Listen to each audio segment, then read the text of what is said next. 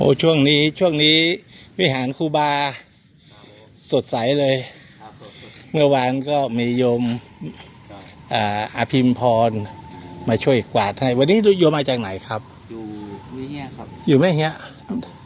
หมู่อย่างหมู่หุ้นเนาะ ครับมาไหว้สิ่งศักดิ์สิทธิ์ โอ้ดีละถูกที่ถูกทางเหลือเกิน สิ่งศักดิ์สิทธิ์ให้พรก็เลยมา อ๋อ